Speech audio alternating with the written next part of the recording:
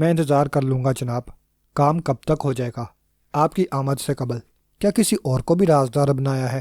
جی نہیں جناب، کسی اور کو رازدار بنا کر کیا مرنا تھا؟ کوئی ایسا شخص جس کے ذریعے تم کام کرانا چاہتے ہو؟ جی نہیں، یہ ایسا معاملہ ہے کہ کسی کو رازدار نہیں بنایا جا سکتا۔ شہباز نے کہا، اگر میں کسی کو رازدار بناؤں تو یہ میری موت کے مترادف ہوگا۔ وہ کیوں؟ کھنکتی آواز نے پوچھا۔ ایسے معاملات رازدار بنائے بغیر تو نہیں ہوتے۔ میں خود اتنی صلاحیت رکھتا ہوں جناب کہ ایسے کام کر سکوں۔ آپ کو آج تک مجھ سے کسی قسم کی شکایت نہیں ہوئی اور نہ ہوگی۔ مجھے اعتراف ہے کہ تم نے اپنے سارے کام بحسن خوبی پورے کیے ہیں۔ موجودہ کام ذرا سخت ہے جناب، اس لیے دیر ہوئی ہے، ورنہ کبھی کی وہ فائل آپ کے پاس پہنچ جاتی۔ شہباز نے خوش آمدانہ لہجے میں کہا۔ اس نے ایک بار بھی پیچھے مڑ کر دیکھنے کی کوشش نہیں کی تھی اور اس کا لہجہ بے حد مؤدب اور کچھ سہما ہوا تھا، جیسے وہ اس سے ڈرتا ہو۔ تم نے اس کے لیے کیا منصوبہ بندی کی ہے؟ انڈر سیکرٹری کو میں نے طاقا ہے جناب۔ 2-4 دن میں وہ فائل نکلوانے والے ہیں، بس اسی دن میں ان کو جلاب کا ڈوز دے دوں گا۔ اس کے بعد سارا کام آسان ہوگا۔ میں ان فائلوں کو اپنی تحویل میں لے کر آپ کے دیے ہوئے کیمرے سے فوٹو کھینچ لوں گا اور فائلیں دوبارہ ریکارڈ روم میں جمع کرا دوں گا۔ لیکن جلاب کیسے دو گے؟ جلاب کی گولی کا مزہ الگ معلوم ہو جائے گا۔ انڈر سیکرٹری افیوم گھول کر پینے کے عادی ہیں، میں ان کے افیوم کے لیکوڈ میں جلاب کی 2-3 گولیاں ملا کر پلا دوں گا۔ پچھلی سیٹ پر بیٹھے ہوئے سفید رو نے کہا۔ اس کی آنکھیں چمکنے لگی تھیں۔ چند لمحے خاموشی رہی، پھر اسی سفید رو نے شہباز سے کہا، تم شہلا کو کہاں رکھو گے؟ ڈیفینس کے علاوہ میری ایک کوٹھی شہر میں اور بھی ہے، اسی میں شہلا کو لے جاؤں گا۔ گھر والوں کو اس کا پتہ ہے؟ معلوم تو ہے، مگر کوئی ادھر نہیں جاتا۔ چلو، میں اس کوٹھی کو دیکھنا چاہتا ہوں، سفید رو نے کہا، اور شہباز نے چپ چاپ گاڑی پارکنگ سے نکال لی۔ وہ بہت محفوظ کوٹھی ہے جناب، شہباز نے کہا۔ ٹھیک ہے، میں کسی اور نظریے سے اسے دیکھنا چاہتا ہوں۔ خوبصورت بھی ہے اور آراستہ بھی۔ شہلا کو کوئی تکلیف نہیں ہوگی جناب، مجھے امید ہے ایسا ہی ہوگا۔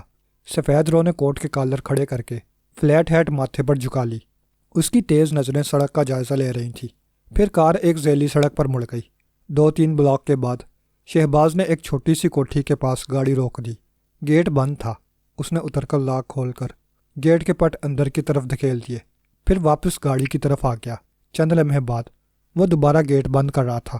گیٹ بند کر کے وہ واپس ہوا تو سفید رو برآمدے میں پہنچ چکا تھا۔ شہباز بھی سیڑھیاں طے کر کے برآمدے سے آگے بڑھا اور راہداری میں داخل ہو گیا۔ آئیے جناب، میں کوٹھی دکھا دوں۔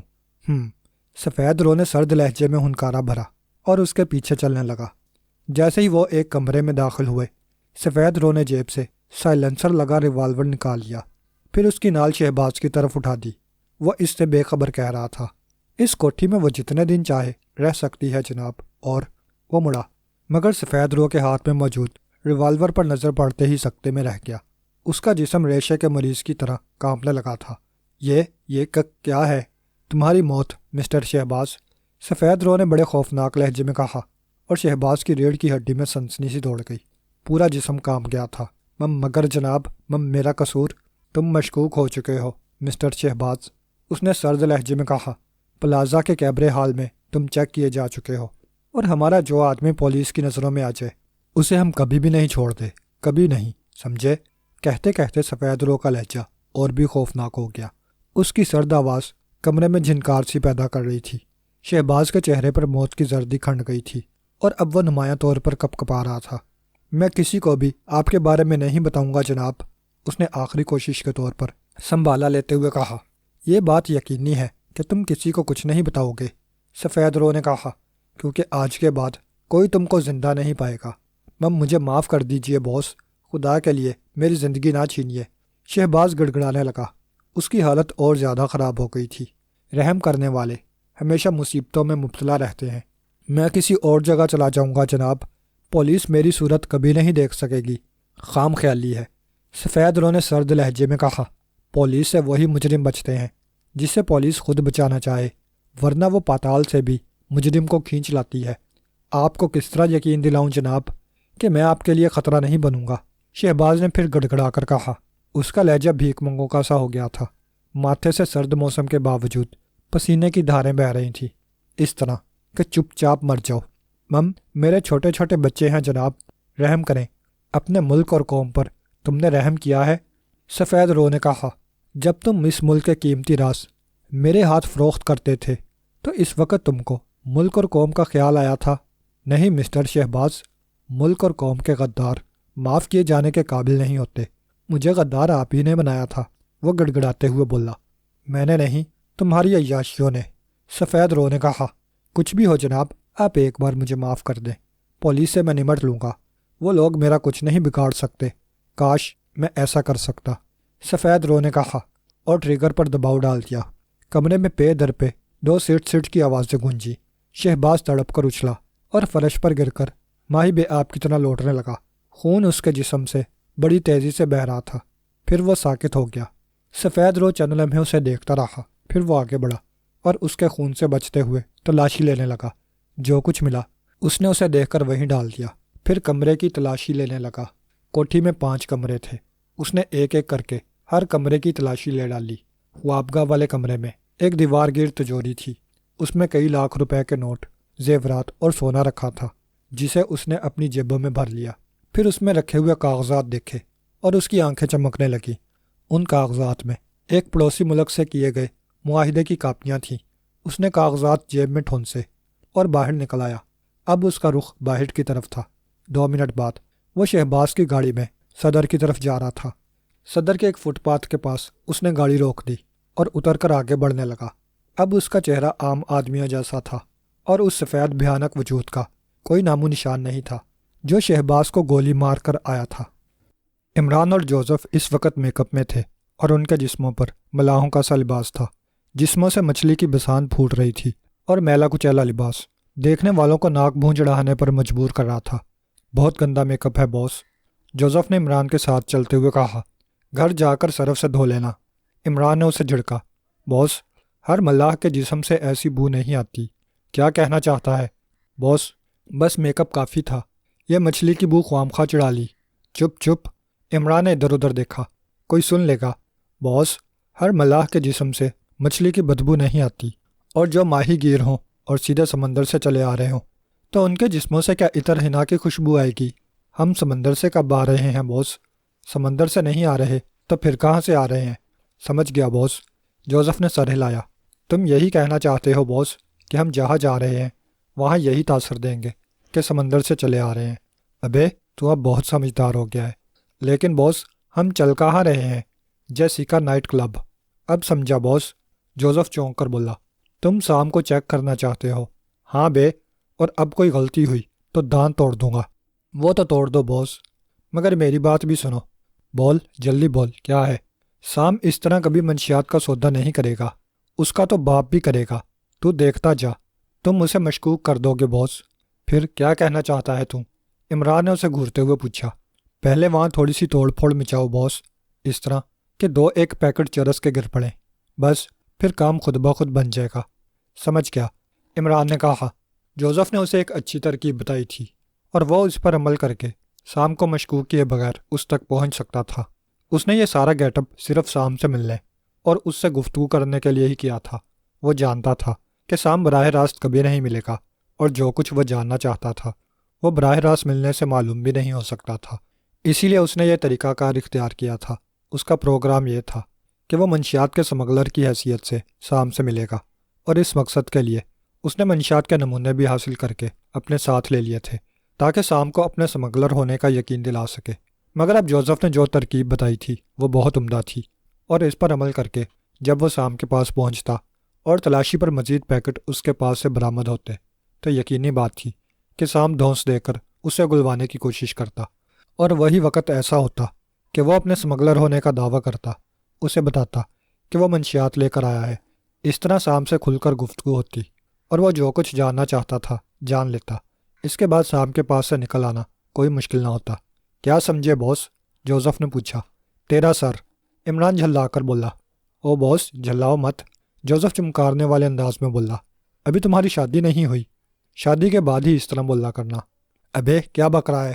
عمران چلتے چلتے رک کر بولا۔ بک نہیں رہا باس، سچ کہہ رہا ہوں، جوزف نے کہا۔ تو مجھے بتاؤ باس، آخر تم میں کیا کمی نظر آ رہی تھی جو شادی کی پک لگا رہے ہو؟ ابے کون کر رہا ہے شادی؟ تم باس، مسی نے مجھے یہی بتایا ہے، جوزف نے کہا۔ وہ بہت اداس تھیں باس، اور رو بھی رہی تھیں۔ ہائے ابے شادی میری ہو رہی ہے، رونا مجھے چاہیے یا جولیا کو؟ عمران جوزف پر آنکھیں نکال کر بولا، باس وہ تم سے لو کرتی ہے تو کیا میں بھی اسے لولو کرنے لگوں؟ باس اگر تقدیر پھوڑنی ہی ہے تو مسی کیا بری ہے؟ یہ بات ڈیڈی کے سامنے کہو۔ نو باس وہ گولی مار دیں گے، جوزف نے سہم کر کہا۔ مگر ایک بات بتا دیتا ہوں باس، اگر تم نے کسی اور سے شادی کی تو مسی استعفیٰ دے کر واپس چلی جائے گی۔ ابے کہاں جائے گی وہ؟ اپنے وطن باس، وہ بہت دل گرفتہ ہے۔ ہائے ابے تو اتنی گاڑی اردو کب سے بولنے لگا ہے؟ میں آج کل اردو ادب کا مطالعہ کر رہا ہوں۔ ہشت پڑھنا ہے تو ڈائجسٹ پڑھا کر۔ باس ڈائجسٹ اور جاسوسی ناولز تمہارے ہاں ادب میں کیوں شمار نہیں ہوتے؟ گارڈین بچوں کو ناول پڑھنے سے کیوں منع کرتے ہیں؟ ایسے اگر ایک افسانہ ادبی پرچے میں چھپے تو وہ ادب ہے، اور اگر وہی افسانہ ڈائجسٹ میں چھپے تو بے ادبی۔ اگر ایک جاسوسی کہانی کسی بڑے یا چھوٹے ادبی پرچے میں چھپے تو وہ ادب کہلائے گا، اور اگر وہی کہانی جاسوسی ناول کی شکل میں چھپ جائے تو ادب کے ٹھیکے داروں کی آنکھوں میں خار بن کر کھٹکے گا۔ بس بس باس باس، جوزف ہاتھ ہلا کر بولا، یہ اردو میرے پلے نہیں پڑی، پڑے گی بھی نہیں، تیری سمجھ موٹی جو ہوئی۔ اچھا باس اب چلو گے یا یہاں پر ہی رکنے کا ارادہ ہے؟ اچھا چل، مگر بتا دیتا ہوں کہ ڈیڈی سے تجھے جولیا کا ذکر کرنا پڑے گا۔ نو باس مجھے اپنی خال بہت پیاری ہے، مگر ایک بات ہے باس۔ کیا بات ہے؟ بول۔ جس لڑکی سے بھی آپ کی شادی ہوگی اس کی قسمت ہی پھوٹے گی۔ ابے میں پتھر ہوں کیا؟ نو باس تم تو عورت سے دور بھاگتے ہو، اگر وہ فلیٹ میں رہے گی تو تم دانش منزل میں ہوگے، وہ دانش منزل آئے گی تو تم سائیکو مینشن بھاگو گے۔ بس بس چپ ہو جا، ہم پہنچ گئے ہیں۔ عمران غرایا اور جوزف چپ ہو گیا۔ وہ جیسیکا نائٹ کلب پہنچ چکے تھے۔ کلب ایک 2 منزلہ عمارت میں قائم تھا اور یہ عمارت کافی بڑی تھی۔ وہ لوگ کلب میں داخل ہو گئے۔ چوکیدار نے ان کو دیکھ کر برا سا منہ بنایا تھا، مگر نہ کچھ بولا اور نہ ہی انہیں روکنے کی کوشش کی۔ وہ ہال میں داخل ہو گئے۔ ہال بھرا ہوا تھا، گو کہ 7:30 ہی بجے تھے، مگر اس کے باوجود ہال بھرا ہوا تھا۔ انہیں کوئی میز خالی نظر نہ آئی، البتہ کرسیاں اکا دکا خالی تھیں۔ باس ایک ہال آگے بھی ہے، جوزف نے سرگوشی کی۔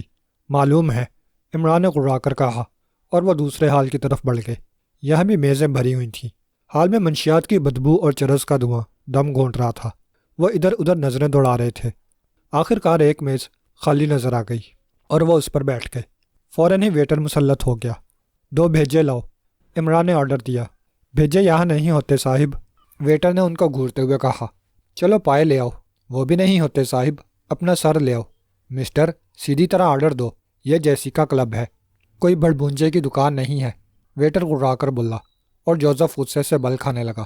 بھڑبھونجے کی دکان ہوتی تو میں چنے منگواتا، بھیجا نہیں۔ آرڈر دے رہے ہو یا پھر دوسرا طریقہ اختیار کیا جائے؟ کیا کر لو گے؟ میں وہ ویٹر بے بسی سے ہکلا کر رہ گیا۔ کیا مم لگا رکھی ہے؟ جاؤ جا کر بکری کی یخنی لاؤ۔ عمران سرد لہجے میں غرایا اور ویٹر قہر آلود نگاہوں سے عمران کو گھورنے لگا۔ پھر بولا، وہ بھی یہاں نہیں ہوتی، پھر کہاں ہوتی ہے؟ کسی زچے خانے میں ملے گی۔ وہ نفرت سے ہونٹ سکوڑ کر بولا۔ پھر یہاں کیا ہوتا ہے؟ عمران دھاڑا اور لوگ چونک کر اس کی طرف دیکھنے لگے۔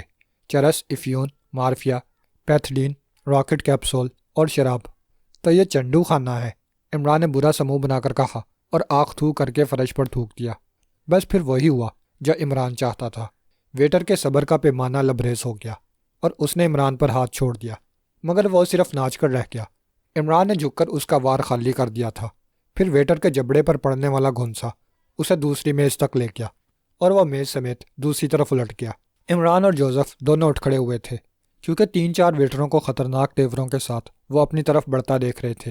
پھر جیسے ہی وہ قریب آئے، عمران نے اچھل کر ایک کے سینے پر لات رسید کی اور دوسرے کے جبڑے پر گھونسا دے مارا۔ تیسرے کو جوزف نے سنبھال لیا تھا۔ اس نے تیسرے ویٹر کا گھونسا کلائی پر روکا تھا۔ پھر اسی ہاتھ کو پکڑ کر اس نے جھٹکا دیا اور جھک کر ویٹر کو دونوں ہاتھوں پر اٹھا کر دوسری میز کی طرف اچھال دیا۔ وہ دھماکے سے گرا اور اس کے ساتھ ہی میز کے گرد بیٹھنے والے دونوں آدمی چیختے ہوئے ڈھیر ہو گئے۔ حال میں ہڑبھونگ مچ گئی تھی، بے پناہ شور کانوں کے پردے پھاڑ رہا تھا۔ عمران نے ایک ویٹر کو بیکار کر دیا اور دوسرے کو سر سے بلند کر کے دوسری طرف پھینکنا ہی چاہتا تھا کہ چونک پڑا۔ حال میں ایک دھاڑ سنائی دی تھی۔ کیا ہو رہا ہے؟ کوئی بڑے خونخوار لہجے میں دھاڑا تھا۔ عمران نے ہاتھوں پر اٹھائے ہوئے ویٹر کو کسی بورے کی طرح فرش پر پھینکا اور آواز کی طرف مڑا۔ حال کے کونے میں پچھلی راہداری کے پاس ایک آدمی کھڑا ہوا تھا۔ اس نے دونوں ہاتھ کولوں پر رکھے ہوئے تھے اور وہ بڑے خونخوار انداز میں اسی طرف دیکھ رہا تھا۔ اس کے دائیں طرف 2 آدمی اور تھے، ان کے ہاتھوں میں اسٹین گنیں تھیں اور وہ عمران اور جوزف کو نشانہ بنائے ہوئے تھے۔ عمران نے جلدی جلدی پلکیں جھپکا کر ان کو دیکھا تھا، وہ سام ہی تھا، جیسیکا نائٹ کلب کا مالک سام۔ عمران کے چہرے پر حماقتیں پھیل گئیں، وہ مڑا اور اپنی کرسی پر بیٹھنے لگا۔ اس نے لڑائی کے دوران 3-4 پیکٹ فرش پر گرا دیے تھے اور ان سے اس طرح انجان بنا ہوا تھا جیسے اسے ان کے گرنے کی خبر ہی نہ ہو۔ ٹھہرو، سام کی دھاڑ سنائی دی اور وہ رک کر سام کی طرف مڑا۔ وہ اسی کی طرف آ رہا تھا، پھر قریب آ کر رک گیا اور اسے دیکھتے ہوئے خونخوار لہجے میں بولا، یہ سب کیا ہنگامہ مچایا ہے؟ اپنے لارڈ صاحب سے پوچھو۔ عمران نے کاٹ کھانے کے انداز میں کہا، اشارہ اس ویٹر کی طرف تھا جو آرڈر لینے آیا تھا اور اب پٹنے کے بعد ابتر حالت میں کھڑا تھا۔ کیا بات ہے ڈیوڈ؟ سام اس کی طرف مڑا۔ یہ صاحب اول فول بک رہے تھے، ویٹر نے جلدی سے جواب دیا۔ میں اول فول بک رہا تھا؟ عمران گڑا کر بولا، میرا مطلب ہے جناب، یہ غلط سلط آرڈر دے رہے تھے۔ ویٹر جلدی سے بولا۔ کیا آرڈر دیا تھا؟ سام نے پوچھا۔ کبھی بھیجے مانگ رہے تھے اور کبھی پائے، پھر کہنے لگے بکری کی یخنی لاؤ۔ جب میں نے کہا باس کہ یہ سب یہاں نہیں ملتا تو ہنگامہ شروع کر دیا۔ اے مسٹر، کیا یہ سچ کہہ رہا ہے؟ سام عمران کی طرف مڑتے ہوئے بولا۔ کچھ عمران نے اطمینان سے جواب دیا۔ کیا مطلب ہوا اس کچھ کا؟ یہی کہ ہنگامہ اس نے کیا ہے، میں نے نہیں۔ نہیں باس، یہ غلط کہہ رہے ہیں، ہنگامہ انہوں نے ہی کیا ہے، ویٹر جلدی سے بولا۔ ہاتھ پہلے تم نے چھوڑا تھا۔ عمران غرا کر اس کی طرف بڑھا۔ ٹھہر جاؤ ورنہ بھون ڈالے جاؤ گے، اسٹین گن والوں میں سے ایک نے کہا، اور عمران رک گیا۔ البتہ اب بھی وہ پھاڑ کھانے والے انداز میں ویٹر کو گھور رہا تھا۔ کیا یہ سچ ہے؟ سام نے کہا۔ کچھ اور بھی کہتا، مگر اس کی نگاہ فرش پر پڑے ہوئے منشیات کے پیکٹوں پر چلی گئی اور وہ چونک پڑا۔ جملہ ادھورا چھوڑ کر وہ جھکا اور تینوں پیکٹ اٹھا لیے۔ دفعتاً عمران اس طرح چونکا جیسے اسے پیکٹوں کے گرنے کا اب احساس ہوا ہو۔ وہ سام کے ہاتھ سے پیکٹ لینے کی کوشش کرتا ہوا بولا، یہ پیکٹ میرے ہیں، تو تم چرس فروش ہو۔ سام اسے گھورتے ہوئے بولا، تمہیں اس سے کیا؟ لاؤ پیکٹ مجھے دے دو۔ عمران نے گڑا کر کہا، ان کو میرے کمرے میں لاؤ۔ سام نے کہا اور پیکٹوں کو لے کر اسی راہداری کی طرف مڑ گیا جس کے سرے پر وہ نظر آیا تھا۔ چلو مسٹر۔ اسٹین گن والوں میں سے ایک نے گن سے عمران کو ٹھوکا دیا اور وہ ان کے اشارے پر آگے بڑھنے لگے۔ وہ ایک آفس نما کمرے میں پہنچے۔ یہاں سام ایک بھاری میز کے عقب میں ریوالونگ چیئر پر بیٹھا ہوا تھا۔ بیٹھ جاؤ، اس نے ان دونوں سے کہا، اور وہ دونوں میز کے سامنے پڑی ہوئی کرسیوں پر بیٹھ گئے۔ اسٹین گن والے دونوں آدمی اب دائیں بائیں ہو کر دیواروں سے لگ کر کھڑے ہوئے تھے۔ نشانہ اب بھی عمران اور جوزف ہی تھے۔ اب بتاؤ تم کون ہو؟ سام نے میز پر پڑے ہوئے پیکٹ میں سے سگریٹ نکال کر سلگاتے ہوئے پوچھا۔ ملاح ہیں، عمران نے اطمینان سے جواب دیا۔ جھگڑا کیوں شروع کیا تھا؟ جھگڑا تمہارے آدمی نے کیا ہے، میں نے نہیں۔ عمران جھلا کر بولا۔ منشیات کتنی ہیں تمہارے پاس؟ تمہیں اس سے کیا؟ عمران نے چونکنے والے انداز میں کہا۔ کچھ مطلب ہے، اسی لیے پوچھ رہا ہوں۔ تم ہمارے پیکٹ واپس کر دو، عمران بولا، اور ہمیں جانے دو۔ دیکھو ابھی میں نرمی سے بات کر رہا ہوں، سام گرایا۔ اگر تشدد پر آ گیا تو تمہارے حق میں اچھا نہیں ہوگا اور تم سلامت واپس نہ جا سکو گے۔ زبردستی ہے۔ اگر تم نے یہاں ہنگامہ نہ کیا ہوتا تو مجھے تم سے کوئی مطلب نہ ہوتا۔ میں پھر کہتا ہوں، ہنگامہ تمہارے آدمی نے کیا تھا، میں نے نہیں۔ یہ پیکٹ، اس نے عمران کے گرائے ہوئے پیکٹ میز پر ڈالتے ہوئے کہا، چرس اور ہیروین کے ہیں۔ اگر تم ان کے ساتھ پکڑ لیے جاؤ تو جانتے ہو کیا حشر ہوگا۔ لیکن پکڑا ہی کیوں جاؤں گا؟ میں تمہیں پولیس کے حوالے کر سکتا ہوں۔ دیکھو سام، عمران گرایا، اگر تم یہ چاہتے ہو کہ دھوس دے کر مال لے لو گے تو یہ تمہاری بھول ہے۔ تم مجھے جانتے ہو اچھی طرح سے، منشیات کی دنیا میں ہر ایک دوسرے کو جانتا ہے۔ عمران گرایا۔ اب وہ پہلے والا احمق عمران نہ لگ رہا تھا۔ کیا جانتے ہو میرے بارے میں؟ تم منشیات کی کھلی تجارت کرتے ہو، شہر کے بیشتر اڈوں پر تمہارے ہی آدمی سپلائی کرتے ہیں، اور تمہارا تعلق 3 دائروں سے ہے۔ سام کے ہونٹوں پر ایک شفاق سی مسکراہٹ ابھری۔ اور کیا جانتے ہو؟ اتنا کافی نہیں ہے؟ یہ سب معلومات تمہیں کہاں سے حاصل ہوئیں؟ اور تم ہو کون؟ کبھی 3 فشریز کا نام سنا ہے؟ تو تمہارا تعلق 3 فشریز سے ہے۔ ہاں، میں ان کا نمائندہ ہوں، عمران نے کہا۔ تم نے ہمارے 1-2 اڈوں پر سپلائی بھی کی ہے، اور میں اسی سلسلے میں آیا تھا، اور یہ ہنگامہ تم تک پہنچنے کے لیے تھا۔ عمران نے بڑے اطمینان سے جواب دیا۔ اگر یہ طریقہ اختیار نہ کرتا تو تم سے ملاقات نہ ہوتی، جبکہ میں ہر حال میں ملنا چاہتا تھا۔ اب کیا چاہتے ہو؟ سام نے پوچھا۔ تم نے ہمارے جن اڈوں کو توڑا ہے ان پر سے ہاتھ اٹھا لو، ورنہ کیا ہوگا؟ سامنے موسیقی اڑانے والے لہجے میں پوچھا۔ ہم بلیک سرکل والوں کو ملک چھوڑنے پر مجبور کر دیں گے، یہ جانتے ہوئے بھی کہ بلیک سرکل اور 3 فشریز کی پوزیشنوں میں زمین آسمان کا فرق ہے۔ تم مجھے دھمکا رہے ہو؟ ہاں، تم انکار کر کے دیکھ لو۔ مجھے انکار ہے، سام غرایا۔ بہت جلد تمہارے سارے اڈوں پر ہم سپلائی کریں گے اور تم لوگوں کو بوریا بستر باندھ کر دوبارہ امریکہ لوٹنا پڑے گا۔ یہ تو وقت بتائے گا۔ عمران غرایا۔ لاؤ پیکٹ واپس کر دو، اب کوئی چیز واپس نہیں ہوگی۔ سام غرایا۔ نہ پیکٹ اور نہ تم۔ میرا اچار ڈالو گے کیا؟ آج کے بعد تم کو کبھی آسمان دیکھنا نصیب نہ ہوگا۔ سام غرا کر بولا۔ اسی طرح جس طرح الاسکا کے چوکی دار کو آسمان دیکھنا نصیب نہیں ہوا، وہ میرا کام نہیں ہے۔ خیر خیر، لاؤ پیکٹ دے رہے ہو یا نہیں؟ تم دونوں کھڑے ہو جاؤ، سام نے اپنے آدمیوں کو اشارہ کرتے ہوئے عمران سے کہا۔ ریڈی؟ عمران کھڑے ہوتے ہوئے غرایا اور جوزف کسی خونخوار چیتے کی طرح چوکنا ہو گیا۔ وہ دونوں اب بھی سام کو گھور رہے تھے۔ عمران سام کے عقب میں بنی ہوئی الماری کے شفاف شیشے میں دونوں سٹین گنوں والوں کا عکس دیکھ رہا تھا۔ وہ آہستہ آہستہ ان کی طرف بڑھ رہے تھے، پھر بالکل عقب میں پہنچ کر انہوں نے گنے سر سے بلند کی اور عمران اور جوزف کے سر پر دے ماری۔ ٹھیک اسی لمحے عمران پھرتی سے بائیں طرف ہٹ گیا۔ اس کے حرکت میں آتے ہی جوزف بھی متحرک ہو گیا تھا۔ دونوں حملہ آوروں کی گنوں کے دستے کرسیوں پر پڑے تھے۔ پھر اس سے قبل کہ وہ سنبھلتے، جوزف نے ایک ہی گردن پر ہاتھ ڈال دیا اور وہ جھٹکا کھا کر اپنے دوسرے ساتھی سے ٹکرایا اور اسے لیے ہوئے ڈھیر ہو گیا۔ دونوں گنیں ان کے ہاتھ سے نکل چکی تھیں اور ایک گن جوزف کے ہاتھ میں تھی جبکہ دوسری میز کے نیچے پڑی تھی۔ ادھر عمران نے وار سے بچاؤ کرتے ہی سام پر چھلانگ لگا دی تھی۔ دونوں اوپر تلے ڈھیر ہو گئے۔ سام جو جیب سے ریوالور نکال رہا تھا، اس کا ہاتھ جیب میں ہی پھنسا رہ گیا تھا، لہٰذا عمران کیوں نہ اس موقع سے فائدہ اٹھاتا۔ اس نے سام کا دوسرا ہاتھ گھٹنے کے نیچے دبایا اور اس کی ٹھکائی شروع کر دی۔ ادھر جوزف نے ان دونوں کو گن سے قابو کر لیا تھا اور وہ دیوار کی طرف منہ کیے ہاتھ اوپر رکھے کھڑے ہوئے تھے۔ چند ہی لمحوں میں سام کا برکس نکل گیا۔ عمران کے گھونسوں نے اس کا چہرہ بگاڑ دیا تھا۔ تم کیا چاہتے ہو؟ سام ہکلا کر بولا۔ اس نے مدافعت ختم کر دی تھی اور ہاتھ پیر ڈال دیے تھے۔ عمران نے اسے اٹھا کر کرسی پر پٹکا اور پھر بولا، بلیک سرکل کے بارے میں بتاؤ۔ کیا؟ سام چونکا تھا۔ ہاں دوست، جو تم سمجھ رہے ہو، میں وہ نہیں ہوں۔ پولیس سے تعلق ہے؟ نہیں، خدائی فوجدار ہوں۔ تم یہ بتاؤ، بلیک سرکل کا نظامی سربراہ کون ہے؟ کیا تم ہو؟ نہیں، سام سہم کر بولا، میں نہیں جانتا۔ بلیک سرکل کے کتنے اڈے اس کے علاوہ ہیں؟ میں کچھ نہیں جانتا۔ دفعتاً سام سنبھلتے ہوئے بولا، تم عمر بھر جیل میں سڑتے رہو گے، سمجھے؟ تم ایسا نہیں کر سکتے۔ کیوں؟ مجھے کون روکے گا؟ عمران غرایا۔ پولیس ثبوت کے بغیر کچھ نہیں کر سکتی اور تمہارے پاس میرے خلاف کوئی ثبوت نہیں۔ عمران نے جیب میں ہاتھ ڈال کر ایک چھوٹا سا براؤن رنگ کا ڈبہ نکالا اور اس کا ڈھکن کھول کر اندر موجود بٹنوں میں سے ایک دبا دیا۔ فوراً ہی کمرے میں سرسراہٹ کی آوازیں ابھری۔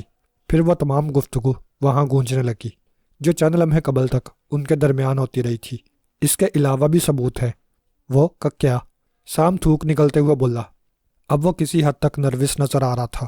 تہہ خانوں میں منشیات کا ڈھیر، جس کے ہر پیکٹ پر 3 دائروں کا مخصوص نشان موجود ہے۔ کیپٹن فیاض کو یہ ذخیرہ پا کر بڑی خوشی ہوگی۔ تم ایسا نہیں کر سکو گے، وہ تمہیں کتے کی موت مار دے گا۔ وہ کون؟ عمران غرایا۔ تمہارا باس؟ ہاں وہی، سام ایک جھٹکے سے بولا۔ وہ عورتوں کا دلال کیا کسی کو مارے گا؟ عمران غرایا۔ میں تم کو چند منٹ کی مہلت دیتا ہوں، میرے سوالوں کے جواب دو، ورنہ پھر وہی ہوگا جو میں نے کہا ہے۔ میں کچھ نہیں جانتا، سامنے سہمے ہوئے بچے کی طرح گھٹنوں میں سر دے کر کپ کپاتے ہوئے کہا۔ عمران حیران تھا کہ سام جیسا غنڈا اور خونی اس طرح ہاتھ پیر چھوڑ دے۔ حیرت کی بات تھی، مگر اسے حیرت کرنے کا موقع زیادہ نہ ملا۔ بس اچانک سام نے اس پر چھلانگ لگائی تھی اور رگیدتا ہوا دیوار تک چلا گیا تھا۔ عمران نے سنبھلنے میں دیر نہ لگائی۔ پھر وہ دونوں درندوں کی طرح ایک دوسرے سے بڑھ گئے، مگر ایک بار پھر سام نے ہاتھ پیر ڈال دیے تھے۔ وہ پہلے ہی زخمی تھا۔ پھر دوبارہ منہ پر پڑنے والے گھونسوں نے اس کے حواس معطل کر دیے اور وہ فرش پر گر کر لمبی لمبی سانسیں لینے لگا۔ بولو، جواب دو گے یا نہیں؟ میں کتے کی موت نہیں مرنا چاہتا۔ تمہارا باس نہ مارے، میں مار دوں گا۔ وہ اس اذیت سے اچھا ہوگا جو تمہیں بتا دینے سے وہ مجھے پہنچائے گا۔ اگر میں تمہارا ایک ہاتھ توڑ دوں تو کیا تمہیں تکلیف ہوگی؟ عمران نے بڑے خلوص سے پوچھا۔ انداز ایسا ہی تھا جیسے وہ اس کی خیریت معلوم کر رہا ہو۔ جو مرضی چاہے کرو، سام نے کہا۔ عمران نے اس کی آنکھوں میں خوف کے سائے لہراتے دیکھے۔ ٹھیک ہے، عمران کہتے ہوئے آگے بڑھا اور سام کا ایک ہاتھ جھک کر پکڑا اور اسے کلائی کے پاس سے گھٹنے پر رکھ لیا۔ اب پوزیشن ایسی تھی کہ اگر عمران کلائی اور پہنچا پکڑ کر جھٹکا دیتا تو سام کا ہاتھ ٹوٹ جاتا۔ عمران نے دباؤ ڈالا ہی تھا کہ وہ چیخ پڑا، ٹھہرو ٹھہرو، بتاتا ہوں۔ چلو بتاؤ۔ عمران ہاتھ چھوڑ کر سیدھا ہوتے ہوئے بولا۔ اسے کوئی نہیں جانتا، وہ ہمیشہ میک اپ میں رہتا ہے، اس کا چہرہ سفید اور کسی مردے کی طرح بے حس و سپاٹ ہے۔ سام نے تفصیل سے اپنے باس کا حلیہ بتایا۔ وہ تم سے رابطہ کیسے قائم کرتا ہے؟ فون کے ذریعے۔ کوبا خانے کہاں پر بنائے گئے ہیں؟ مجھے علم نہیں، سام نے کہا۔ عمران نے محسوس کیا کہ وہ سچ کہہ رہا ہے۔ منشیات کا سارا سٹاک یہاں پر ہی رہتا ہے؟ جی نہیں، صرف آدھا یہاں پر موجود ہے، بقیہ آدھا وہ باس خود لے گیا۔ مگر کہاں پتہ نہیں۔ مال کس طرح آتا ہے؟ جہازوں کے ذریعے۔ ایک فرضی نام سے کھلونے منگواتے ہیں، مال ان کھلونوں میں بھرا ہوا ہوتا ہے جسے اڈے پر الگ کر لیا جاتا ہے۔ ایک کھیپ کل ہی آئی ہے۔ تو تم کو یہ نہیں معلوم کہ کوبا خانے کہاں ہیں؟ نہیں، جس کے سپرد جو کام کیا جاتا ہے وہ اس کے علاوہ نہ کچھ کرتا ہے اور نہ ہی معلومات فراہم کرنے کی کوشش کرتا ہے، کیونکہ ایسی ہر کوشش موت کی طرف لے جاتی ہے۔ یاور کو جانتے ہو؟ پلازا ہوٹل والا؟ ہاں وہی، جانتا ہوں، مگر وہ ہمارے گروہ سے تعلق نہیں رکھتا۔ عمران چند لمحے اسے گھورتا رہا، پھر بولا، وہ تمہارے ہی گروہ کا آدمی ہے اور اس کے سپرد بھی تمہاری طرح سے ایک کام کیا ہوا ہے۔ میرے لیے یہ نئی اطلاع ہے۔ اب اپنے آدمیوں اور اڈوں کی نشاندہی کرو۔ میرے پاس 40 آدمی ہیں، سام تفصیل سے بتانے لگا۔ عمران اپنی ڈائری میں انہیں نوٹ کر رہا تھا۔ اختتام پر وہ بولا، اور کوئی ایسی بات جو تم جانتے ہو؟ بلیک سرکل سے متعلق اور کوئی بات نہیں ہے۔ تم نے یہ تو بتایا نہیں کہ کب سے ان کے لیے کام کر رہے ہو؟ 5 سال سے۔ موجودہ باس کے انڈر میں؟ نہیں، یہ تو ابھی مقرر ہوا ہے، اس سے پہلے میں مختار تھا۔ مال کیسے آتا ہے اور ادائیگی کا طریقہ کار کیا ہے اور رابطہ کیسے قائم کرتے ہو؟ مال کی آمد کے بارے میں بتلا چکا ہوں۔ پہلے رابطہ پیکٹوں کے ذریعے ہوتا تھا، ان کو جو کچھ ہدایت دینی ہوتی وہ ٹائپ شدہ پرچہ ایک پیکٹ میں رکھ دیا کرتے تھے، اور میں بھی اسی طرح پیغام نوٹوں والے پیکٹ میں رکھ کر ان تک پہنچا دیتا تھا۔ نوٹوں والے پیکٹ ان تک کیسے پہنچتے ہیں؟ مقررہ تاریخ پر ایک آدمی آ کر وہ پیکٹ لے جایا کرتا تھا۔ گویا اب وہ نہیں آتا؟ عمران نے پوچھا۔ ہاں، اب موجودہ باس خود رقم وصول کر لیتا ہے۔ عمران چند لمحے سوچتا رہا، پھر آگے بڑھا اور فون اپنی طرف کھسکا کر نمبر ڈائل کرنے لگا۔ کیا کر رہے ہو؟ کیپٹن فیاض کو بلا رہا ہوں، عمران نے کہا۔ تم کو مرنے سے بچانے کا یہی ایک طریقہ ہے۔ سام کچھ نہ بولا اور عمران ریسیور کی طرف متوجہ ہو گیا، کیونکہ رابطہ دوسری طرف سے قائم ہو گیا تھا۔ Captain Fayaz speaking. Hello super, Imran چہکتے ہوئے بولا۔ ایک دستے کے ساتھ جیسیکا کو گھیر لو۔ کیا بک رہے ہو؟ دماغ صحیح ہے؟ فیاض کی جلائی ہوئی آواز آئی۔ جیسیکا پہنچنے سے پہلے کسی کو منزل کا علم نہ ہونے پائے۔ عمران اس کی بات نظر انداز کرتے ہوئے بولا۔ گھیرا ڈال کر تم سیدھے مینیجر سام کے کمرے میں آ جاؤ گے۔ یہاں پر چرس، ہیروین وغیرہ کا ایک بڑا ذخیرہ تمہارا منتظر ہے۔ گولی تو نہیں دے رہے؟ فیاض نے مشکوک لہجے میں پوچھا۔ 15 منٹ بعد میں براہ راست ڈیڈی کو فون کر دوں گا، عمران نے کہا اور ریسیور رکھ دیا۔ وہ سفید وجود جو اپنے حلقے میں بدصورت فتنے کے نام سے مشہور تھا، چکردار زینہ طے کر کے اپنے کمرے میں پہنچ کر بیٹھا ہی تھا کہ فون کی گھنٹی بول پڑی۔ ہیلو، اس نے ریسیور اٹھاتے ہوئے کہا۔ پرتاپ بول رہا ہوں۔ کیا بات ہے؟ وہ غرایا تھا۔ جیسیکا کے گرد پولیس نے گھیرا ڈال دیا ہے۔ کیپٹن فیاض اس وقت سام کے کمرے میں موجود ہے اور وہیں سے کسی نے فیاض کو فون کیا تھا۔ تشویشناک اطلاع ہے۔ یہ کتنی دیر کا واقعہ ہے؟ کسی نے فون 20 منٹ قبل کیا تھا اور فیاض پولیس کے دستے کے ساتھ 8 منٹ پہلے پہنچا ہے۔ پہلے اس نے عمارت کے گرد گھیرا ڈالا، پھر سام کے کمرے میں چلا گیا۔ آگے کہو، وہ غرایا۔ سام کے کمرے میں 2 آدمی پہلے سے موجود تھے، ان میں ایک سیاہ فام ہے، دوسرا احمق سا ہے۔ ٹھیک ہے، اس نے غراتی ہوئی آواز میں کہا۔ تم آنند کو یہاں کا چارج دو اور میرے ساتھ چلنے کے لیے تیار ہو جاؤ، میں نیچے آ رہا ہوں۔ یس باس، میں تیار ہوں۔ اس نے ریسیور کریڈل پر رکھا اور اٹھ کھڑا ہوا۔ ایک الماری کے پاس پہنچ کر اس نے کوئی چیز نکال کر جیب میں ڈالی اور پھر کمرے سے باہر نکل آیا، چکردار زینہ طے کر کے۔ جیسے ہی وہ راہداری میں آیا، زینے کے برابر والے کمرے کا دروازہ کھل گیا اور اس میں سے ایک آدمی نکل آیا۔ اس کے ہاتھ میں ایک چپٹا اور لمبا سا باکس تھا۔ وہ اس کے پیچھے چلنے لگا۔ دروازے پر موجود آدمی نے فوراً ہی دروازہ کھول دیا اور وہ دونوں باہر نکل آئے۔ یہاں اس کی سیاہ گاڑی موجود تھی۔ اسٹیئرنگ پر وہ خود بیٹھا تھا اور اس کے عقب میں آنے والا پچھلی سیٹ پر۔ گاڑی کا انجن جاگا اور وہ متحرک ہو گئی۔ 15 منٹ میں وہ شہر کے وسط میں تھے۔ کیا ہم جیسیکا چل رہے ہیں باس؟ پچھلی سیٹ پر بیٹھنے والے نے پوچھا۔ ہاں، اس نے گڑراتی ہوئی آواز میں جواب دیا اور گاڑی چوراہے سے گھما دی۔ 5 منٹ بعد اس نے جیسیکا کے سامنے والے فٹ پاتھ سے لگا کر گاڑی روک دی اور بولا، وہ لوگ جیسے ہی سام کو لے کر نکلیں تمہیں ایک فائر کرنا ہے۔ گولی ان لوگوں کے سروں پر سے گزرنی چاہیے۔ باس، کیا سام کی زبان خاموش نہیں کر دی؟ نہیں، بس ان لوگوں کو خوفزدہ کرنا ہے۔ فائر کرتے ہی تم واپس ٹھکانے کی طرف روانہ ہو جاؤ گے، اور آپ باس میری فکر مت کرو، جو کہا جا رہا ہے وہی کرو، سمجھے؟ اس نے کہا اور گاڑی کا دروازہ کھول کر نیچے اتر آیا۔ اب وہ جیسیکا کے مخالف رخ چل رہا تھا۔ پھر اس نے سڑک کراس کی اور جیسیکا نائٹ کلب کے برابر والے بنگلے کی دیوار کے پاس رک گیا۔ انداز ایسا ہی تھا جیسے کچھ یاد آنے پر ٹھٹکا ہو۔ پھر وہ گیٹ کی طرف بڑھا اور اطمینان سے بنگلے کے گیٹ سے اندر داخل ہو گیا۔ بنگلے کی اوپری منزل پر روشنی تھی، نچلا حصہ تاریک تھا۔ شاید سردی کی شدت نے ان کے مکینوں کو بستروں میں گھسنے پر مجبور کر دیا تھا۔ وہ 4 دیواری سے لگ کر چلتا ہوا اس طرف آ گیا جہاں جیسیکا نائٹ کلب کی 4 دیواری اس بنگلے کی دیوار سے مل جاتی تھی۔ اس نے ایک نظر آس پاس ڈالی اور اس طرح نیچے بیٹھا جیسے کوئی چیز اٹھانا چاہتا ہو، پھر اچھلا اور حیرت انگیز طور پر بلند ہوتا چلا گیا۔ جیسیکا نائٹ کلب کی 4 دیواری عبور کر کے وہ دوسری طرف گھاس میں جا گرا۔ وہ پنجوں کے بل گرا تھا اور پھر پھرتی سے اٹھ کر جھاڑیوں کی طرف دوڑ پڑا۔ اس حصے میں زیادہ روشنی نہیں تھی کیونکہ یہاں ہوٹل کا کوڑا اور خالی ڈبے، بوتلیں اور کارٹن وغیرہ پڑے تھے۔ وہ جھاڑیوں کی آڑ لے کر بڑھتا رہا۔ کمپاؤنڈ کے روشن حصے کے قریب پہنچ کر وہ رک گیا۔ سامنے ہی کلب کے برآمدے میں کئی پولیس والے کھڑے تھے۔ ان کے قریب ہی ایک گاڑی کھڑی تھی جس میں متعدد افراد بھرے ہوئے تھے۔ یہ پولیس ٹرک تھا اور 3 مسلح سپاہی اس میں موجود تھے۔ کچھ دیر بعد اندر سے کئی پولیس والے برآمد ہوئے۔ ان کے ساتھ کئی آدمی تھے جن کے ہاتھوں میں ہتھکڑیاں لگی ہوئی تھیں۔ ان کو بھی ٹرک میں سوار کرا دیا گیا اور وہ ٹرک روانہ ہو گیا۔ اب وہاں 2 پولیس جیپوں کے علاوہ اور کچھ نہ تھا۔ اس نے چوکنی نظروں سے چاروں طرف کا جائزہ لیا اور جھاڑیوں سے نکل کر برآمدے کے پلیٹ فارم کی آڑ میں جھک کر چلتا ہوا دوسری طرف روشن کنارے لگی ہوئی مہندی کی باڑ کو پھلانگ کر دوسری طرف گھاس میں لیٹ گیا۔ اب وہ سینے کے بل تیزی سے کھسک رہا تھا۔ چند گز کھسکنے کے بعد وہ رک گیا۔ اب وہ ایسے حصے میں مہندی کی باڑ کے پیچھے لیٹا ہوا تھا کہ برآمدے سے اتر کر روش پر آنے والے اس کے قریب سے گزرتے۔ ابھی اسے لیٹے چند ہی لمحے ہوئے تھے کہ قدموں کی چاپ ابھری اور کئی آدمی برآمدے سے اتر کر روش پر آ گئے۔ اس نے بڑے محتاط انداز میں سر اٹھا کر دیکھا۔ وہ 6 آدمی تھے، 2 سادہ لباس میں تھے، 3 وردیوں میں، اور چھٹا فرد سام تھا، جیسیکا نائٹ کلب کا مالک۔ اس کے ہاتھوں میں ہتھکڑیاں لگی ہوئی تھیں۔ وہ جیپ کی طرف بڑھ رہے تھے۔ اچانک فضا ایک فائر کی آواز سے گونج اٹھی اور وہ لوگ بڑی تیزی سے زمین پر لیٹ گئے۔ پھر انہی میں سے کسی نے سڑک کی سمت 2 فائر جھونک دیے تھے۔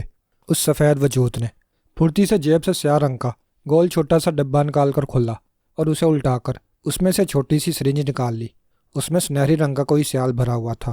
سرنج اس نے اپنے داہنے ہاتھ میں پکڑی اور مہندی کی باڑ کو چیر کر ذرا آگے بڑھا۔ باڑ کے قریب ہی سام لیٹا ہوا تھا۔ اس کا رخ سڑک کی سمت تھا اور برآمدے سے آنے والی روشنی میں وہ اسے بآسانی دیکھ سکتا تھا۔ اس نے باڑ کے قریب موجود سام کے بازو میں سرنج کی نوک بڑی بے دردی سے گھسیڑ دی۔ پھر اس سے پہلے کہ سام کی چیخ دوسروں کو اس طرف متوجہ کرتی یا سام بازو کھینچتا، اس نے سرنج کے لیور کو پش کیا اور اتنی ہی تیزی سے سرنج کھینچ لی۔ سیال سام کے جسم میں انجیکٹ ہو چکا تھا۔ اس نے سرنج باکس میں ڈال کر اسے اندر کی جیب میں رکھا اور سام کسی تیزی سے آگے رینگنے لگا۔ اپنے پیچھے وہ سام کے کراہنے کی آوازیں سن رہا تھا۔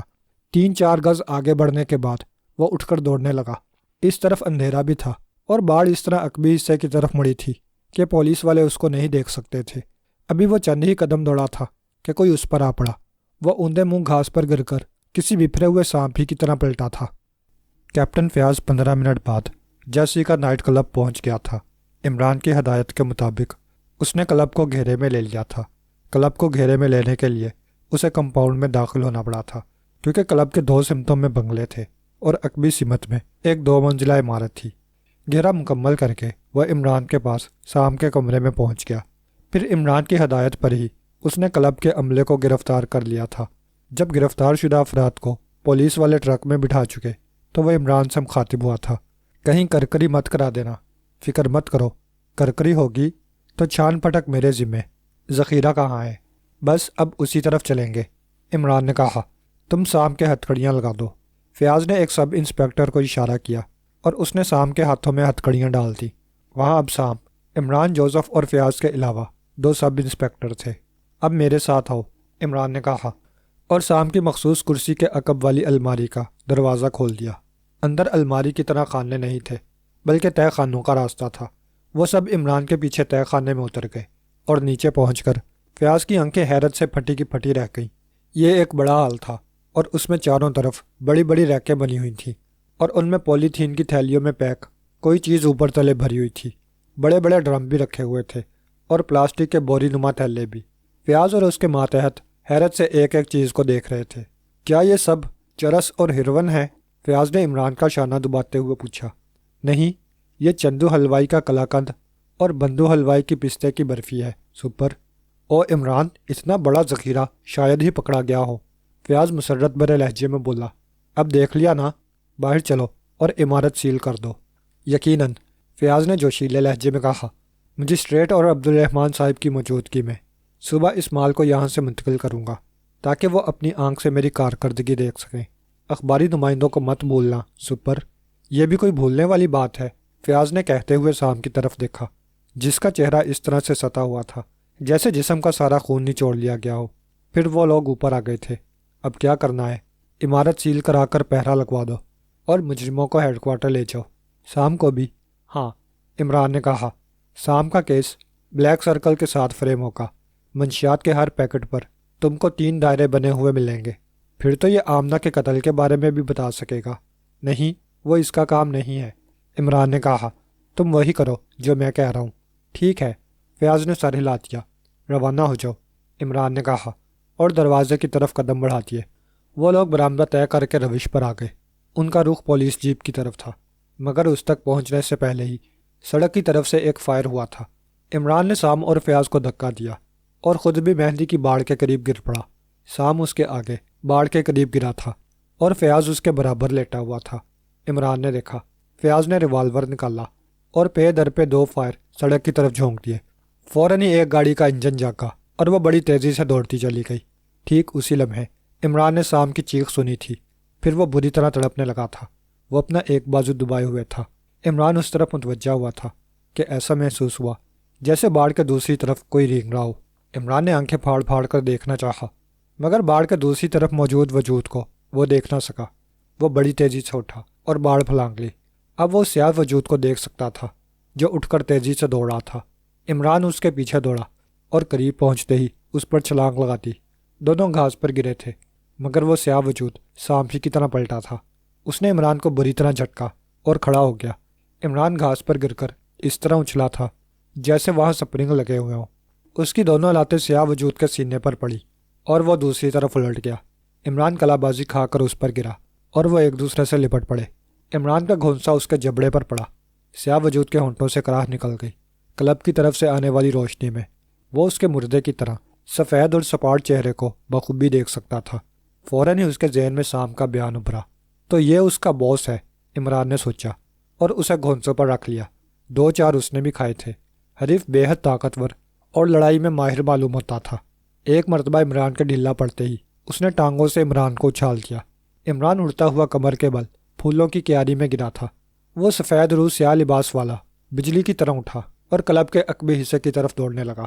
عمران بھی اس کے تعاقب میں دوڑا تھا۔ پھر اس نے جس لگائی اور اس پر جا گرا۔ عمران محسوس کر رہا تھا کہ وہ سفید رو لڑنے کی بجائے اب بھاگ نکلنے کی کوشش کر رہا تھا۔ سفید رو نے پھر اسے اچھالنا چاہا، مگر اس مرتبہ وہ کامیاب نہ ہو سکا کیونکہ عمران نے اس کا پنجہ دبوچا ہوا تھا۔ وہ اچھل کر اس کے قریب ہی گرا تھا۔ سفید وجود کا ہاتھ اس کی گرفت سے نکل گیا تھا، مگر اس کا دستانہ عمران کے ہاتھ میں ہی رہ گیا تھا۔ پھر عمران اٹھ ہی رہا تھا کہ اس کے کلہوں پر ٹھوکر پڑی اور وہ گھاس پر ڈھیر ہو گیا۔ جب تک وہ دوبارہ اٹھتا، سفید رو کلب کے عقب والی عمارت کے نیچے 4 دیواری کے قریب پہنچ چکا تھا۔ میں جا رہا ہوں، اس کی کھنکتی ہوئی آواز وہاں گونجی۔ پھر عمران نے دیکھا کہ وہ اکڑوں بیٹھ کر اچھلا اور تیزی سے بلند ہوتا چلا گیا۔ 2 منزلہ عمارت کی چھت تک پہنچتے ہی اس نے چھت سے باہر نکلے ہوئے گندے پانی کی نکاسی کے پائپ کو پکڑ لیا۔ پھر ایک ہی چھلانگ میں وہ چھت پر جا پہنچا تھا۔ اس نے عمران کی طرف دیکھ کر ہاتھ ہلایا اور نگاہوں سے اوجھل ہو گیا۔ حیرت انگیز، فیاض کی آواز آئی اور عمران کراہتا ہوا اٹھ کھڑا ہوا۔ اب اپنے فنگر پرنٹس کے عملے کو بلواؤ سپر۔ عمران اس کے قریب پہنچ کر بولا۔ وہ کیوں؟ گندے پانی کے پائپ اور چھت کی منڈیر سے اس کے فنگر پرنٹس اٹھوانے کے لیے۔ عمران نے ہاتھ میں پکڑا ہوا دستانہ اس کے سامنے نچایا۔ عمران دانش منزل پہنچا تو کئی اطلاعات اس کی منتظر تھیں۔ بلیک زیرو بھی وہاں موجود تھا۔ اسے دیکھتے ہی عمران کے چہرے پر اطمینان کی لہر دوڑ گئی۔ کہاں غائب تھے کالے صفر؟ عمران نے صوفے پر گرتے ہوئے پوچھا۔ آپ ہی کے حکم کی تعمیل کر رہا تھا جناب، بلیک زیرو نے سنجیدگی سے کہا۔ پھر کیا رہا؟ عمران نے جوتے اتار کر ایک طرف ڈالتے ہوئے پوچھا۔ کامیابی۔ اب آپ مجرم تک پہنچ سکتے ہیں۔ وہ کیسے کالے صفر؟ معمہ نہ بگاڑا کر۔ میں نے فیکٹری کے چوکیدار سے دوستی گانٹھ لی تھی۔ ایک ہی دن میں؟ ہاں جناب، وہ شراب کا شوقین ہے اور میں نے 2 بوتلیں اس کی نظر کر دی تھیں۔ بس پھر میرے سے زیادہ سچا اور مخلص دوست اس کا کون ہو سکتا تھا؟ آگے بول۔ بے قیمت دائرے۔ وہ سیٹھ محمود علی کا بہت پرانا نوکر ہے، 30 سال پرانا، محمود علی کے باپ کے زمانے سے۔ اس کے بیان کے مطابق محمود علی کا باپ بہت امیر آدمی تھا۔ اس کا شمار سردار گڑھ کے معززین میں ہوتا تھا، جبکہ محمود علی آوارہ اور عیاش تھا۔ محمود علی نے باپ کے مرتے ہی ساری دولت عیاشی اور شراب نوشی میں ختم کر دی۔ اس کی ماں اسی غم میں مر گئی۔ ماں کے مرنے کے بعد محمود علی نے بیوی کو چلانا چاہا تھا، مگر وہ شریف عورت طلاق لے کر الگ ہو گئی۔ اس کے بعد سیٹھ محمود علی نے سردار گڑھ کی ایک بیوہ پر ڈورے ڈالے اور اسے اپنے دام میں الجھا لیا۔ اس بیوہ عورت نے محمود علی سے تعلقات قائم ہونے کے بعد 8-10 ماہ بعد ہی خودکشی کر لی تھی۔ پولیس رپورٹ کے مطابق وہ چونکہ حاملہ ہو گئی تھی اس لیے اس نے خودکشی کر لی، مگر مرتے وقت وہ ساری جائیداد محمود علی کے نام کر گئی تھی۔ اس کے بعد محمود علی نے دوسری بیوہ عورت سے تعلقات بنائے اور وہ بھی 1 سال کے اندر اندر خودکشی کر کے مر گئی۔ اس نے بھی تمام نقد روپیہ اور جائیداد محمود علی کے نام کر دی تھی۔ اس طرح اس نے 5 سال میں 6 بیوہ عورتوں کی دولت ہتھیائی۔ ان میں سے ایک سے باقاعدہ شادی کی تھی اور 5 داشتہ کے طور پر اس کے ساتھ رہی تھی۔ 6 میں سے 4 خودکشی کر کے مر گئیں، ایک کا ایکسیڈنٹ ہو گیا اور چھٹی جھیل میں ڈوب کر مر گئی۔ پے در پہ وارداتوں سے پولیس کو شبہ ہوا تھا کہ محمود علی کا اس میں ہاتھ ہے، مگر 1000 کوشش کے باوجود کوئی ثبوت محمود علی کے خلاف نہ پا سکی۔ اس دوران آدھی سے زیادہ جائیداد اس نے اپنی عیاشی اور جوئے کے نظر کر دی۔ پھر اچانک وہ سردار گڑھ سے غائب ہو گیا۔ غائب ہوتے وقت بینک میں اس کا کل سرمایہ 50,000 روپے تھا اور 1 لاکھ اس نے جائیداد فروخت کر کے حاصل کیا تھا۔ اس کے علاوہ اس کے پاس کوئی چیز نہ تھی۔ اس کے ایک پڑوسی نے اسے سردار گڑھ سے سرحدی علاقے کی طرف جانے والی بس میں سوار ہوتے دیکھا تھا۔ اس کے بعد سردار گڑھ والوں کو اس کے بارے میں کوئی علم نہیں کہ اس کا کیا بنا۔ عمران نے تفصیل سن کر سر ہلایا اور بولا، چوکیدار اتنی باتیں جاننے کے باوجود زندہ ہے؟ کیا یہ بات حیرت انگیز نہیں ہے؟ اور میں نے اس کے بارے میں پوچھا تھا۔ اس کا کہنا ہے کہ جب محمود علی نے جائیداد فروخت کی تو اسے بھی الگ کر دیا گیا تھا۔ ابھی 1 سال قبل ہی اس نے یہاں فیکٹری میں نوکری کی ہے اور 3-4 ماہ پہلے اسے علم ہوا ہے کہ فیکٹری کا مالک اس کا سابقہ مالک محمود علی ہے۔ محمود علی کا اصل نام شیر علی ہے اور سردار گڑھ میں سب اسے شیر علی کی حیثیت سے ہی جانتے ہیں۔ یہی تو میں سوچ رہا تھا کہ اخبارات میں اس کی تصویریں چھپتی رہی ہیں، پھر بھی اسے کسی نے شناخت کیوں نہیں کیا؟ جب وہ سردار گڑھ سے غائب ہوا ہے اس وقت وہ دبلا پتلا نوجوان تھا۔ یہ تصویر دیکھیے۔ بلیک زیرو نے ایک تصویر اس کے سامنے رکھ دی۔ موجودہ محمود علی اور اس تصویر میں کافی فرق ہے۔ ٹھیک ہے، عمران نے سر ہلایا۔ اب مجھے یقین ہے کہ ہمارا شکار سیٹھ محمود علی ہی ہے۔ آپ اس پر ہاتھ کب ڈالیں گے؟ وہ کافی بارسوخ ہے، جب تک ثبوت نہ ہو کچھ نہیں کیا جا سکتا۔ ہاں یہ بات تو ہے، بلیک زیرو نے کہا۔ وہ ذہین آدمی ہے اور سردار گڑھ کی پولیس بھی ثبوت حاصل کرنے میں ناکام ہو چکی ہے۔ اب ایک سوال یہ بھی ہے کہ اس کا تعلق بلیک سرکل سے کیسے ہوا ہوگا؟ ممکن ہے بلیک سرکل والوں نے سردار گڑھ والی وارداتوں کے بارے میں کوئی ثبوت حاصل کر لیا ہو اور اسی کا دباؤ دے کر بلیک میل کر کے اپنے ساتھ ملا لیا۔ ایسا ہو سکتا ہے، عمران نے کہا۔ ذرا فون اٹھاؤ، میں جولیا سے رپورٹ لے لوں۔ چائے لاؤں؟ بلیک زیرو نے فون پکڑاتے ہوئے پوچھا۔ ساتھ میں کھانے کو بھی کچھ ہونا چاہیے، شام کو ڈنر بھی نہیں کر سکا۔ عمران نے فون گھٹنوں پر رکھ کر نمبر ڈائل کرتے ہوئے کہا اور بلیک زیرو کمرے سے چلا گیا۔ Hello, it is Julia speaking. دوسری طرف سے رابطہ قائم ہوتے ہی جولیا کی آواز آئی۔ X2، کیا رپورٹ ہے جولی؟ بہت اہم جناب، جولیا کی آواز آئی۔ نعمانی نے رپورٹ دی ہے کہ شہباز قتل کیا جا چکا ہے۔ تفصیل جولیا۔ شہباز اپنے دفتر سے نکل کر پلازا گیا تھا۔ جیسے ہی پارکنگ لاٹ میں اس نے گاڑی روکی، ایک سیاہ اوور کوٹ والا اس کی گاڑی کی اگلی سیٹ پر بیٹھ گیا اور گاڑی روانہ ہو گئی۔ نعمانی ان کے تعاقب میں تھا۔ شہباز وہاں سے اپنی رہائش گاہ پہنچا تھا جسے وہ عیاشی کے لیے استعمال کرتا تھا۔ نعمانی باہر انتظار کرتا رہا، مگر جب 1 گھنٹے بعد بھی وہ باہر نہ نکلا تو وہ بنگلے میں داخل ہو گیا اور وہاں اس نے شہباز کی لاش دیکھی۔ اور وہ اوور کوٹ والا کیا ہوا؟ وہ داخلے کے آدھے گھنٹے بعد ہی شہباز کی کار لے کر چلا گیا۔ اس کا تعاقب نہ کر کے نعمانی نے غلطی کی ہے۔ عمران غرایا۔ میرا بھی یہی خیال ہے جناب۔ بہرحال نعمانی کے بیان کے مطابق ایک کمرے میں سیف بھی تھا اور وہ خالی پڑا تھا۔ غالباً ڈاکے کا رنگ دینے کے لیے اوور کوٹ والا تجوری سے سب کچھ نکال لے گیا۔ ٹھیک ہے، تنویر کی رپورٹ بتاؤ۔ کرمانی نے خودکشی کر لی ہے جناب۔ اس کی جیب سے جو خط ملا ہے اس میں اس نے لکھا ہے کہ میں نے ملک اور قوم سے غداری کی تھی، اب میرا ضمیر چین نہیں لینے دے رہا، اس لیے خودکشی کر رہا ہوں۔ تحریر اسی کے ہاتھ کی ہے جناب۔ چوہان کیا کہتا ہے؟ عمران نے جھلا کر پوچھا۔ کیا سیٹھ ارشاد بھی ختم ہو گیا؟ جی نہیں جناب، سب سے اہم رپورٹ اسی کی ہے، جولیا نے کہا۔ سر شام سیٹھ ارشاد علی ہوٹل الاسکا گیا تھا۔ وہاں سے اس نے کسی کو فون کیا۔ فون کرنے کے 10 منٹ بعد وہ پیدل ہی ہوٹل سے نکلا تھا۔ ہوٹل سے 1 فرلانگ کے فاصلے پر اس کے لیے ایک لمبی سیاہ گاڑی موجود تھی۔ اس کے بیٹھتے ہی وہ کار وہاں سے روانہ ہو گئی تھی۔ چوہان نے بڑی احتیاط اور ہوشیاری سے ان کا تعاقب کیا تھا اور اب وہ اس بات سے واقف ہے کہ وہ کار سیٹھ ارشاد کو لے کر کہاں گئی تھی۔ رکا مت کرو، عمران نے کہا، آج کی رات بہت اہم ہے اور وقت کم ہے۔ وہ کار محمود کیمیکل فیکٹری گئی تھی۔ طریقہ کار یہ تھا کہ شہر سے نکلنے کے بعد وہ فیکٹری ایریے کا پورا چکر لگا کر فیکٹری کے عقبی حصے میں 4 دیواری کے پاس رک گئی تھی۔ محمود کیمیکل فیکٹری کی عقبی 4 دیواری میں ایک دروازہ ہے۔ سیٹھ ارشاد کو اسی دروازے سے اندر لے جایا گیا تھا۔ پوری کار اندر چلی گئی تھی۔ پھر 10 منٹ بعد وہ کار واپس شہر چلی گئی۔ چوہان اب تک وہاں ہے اور اس دوران وہ کار 3 چکر لگا چکی ہے۔ ویری گڈ نیوز، عمران نے کہا۔ صدیقی کیا کہتا ہے؟ صدیقی کی رپورٹ کے مطابق سیٹھ محمود علی اپنے شاپنگ سینٹر سے سیدھا گھر گیا تھا اور اب تک باہر نہیں نکلا ہے۔ کھڑکی میں سے پردے پر وہ اس کا سایہ دیکھ سکتا ہے۔ عمران کی آنکھیں چمکنے لگیں۔ پھر وہ بولا، صفدر واپس آ چکا ہوگا، اب اسے بھی چوہان کے پاس روانہ کر دو، ساتھ ہی چوہان کو بھی مطلع کر دینا۔ بہت بہتر جناب۔ ویسے کہ آپ کو سام کے بارے میں علم ہے؟ ہاں، اسے عمران نے کیپٹن فیاض کے حوالے کر دیا ہے۔ اور کوئی حکم جناب؟ اپنے تمام ساتھیوں کو تیاری کا حکم دو، میں کسی بھی وقت ان کو طلب کر سکتا ہوں۔ ابھی مطلع کر دیتی ہوں جناب۔ ٹھیک ہے، عمران نے کہا اور رابطہ منقطع کر دیا۔ چھاپا مارنے کا ارادہ ہے کیا؟ بلیک زیرو نے پوچھا۔ وہ چائے لے کر آ چکا تھا۔ ہاں، میں سوچ رہا ہوں اس سے پہلے کہ محمود علی ہوشیار ہو ہمیں پہل کر دینی چاہیے۔ میں تیاری کروں؟ نہیں، عمران نے ٹرے میں سے بسکٹ لیتے ہوئے کہا۔ کیپٹن فیاض کو آگے بڑھاؤں گا۔ گویا یہ کیس ہمارا نہیں رہا، بلیک زیرو نے چائے بناتے ہوئے کہا۔ نہیں، کیس ہمارا ہی ہے، مگر اسے میں فیاض کے سر تھونپنا چاہتا ہوں کیونکہ بلیک سرکل والوں کو میں ہوشیار نہیں کرنا چاہتا۔ آپ کا مطلب ہے کہ محمود علی اصل باس نہیں ہے؟ یوں ہی سمجھ لو، عمران نے کہا۔ آخر ان کا وجود بھی تو ہوگا نا، جس نے محمود علی کو بلیک سرکل میں شامل کرنے کے لیے بلیک میل کیا ہے۔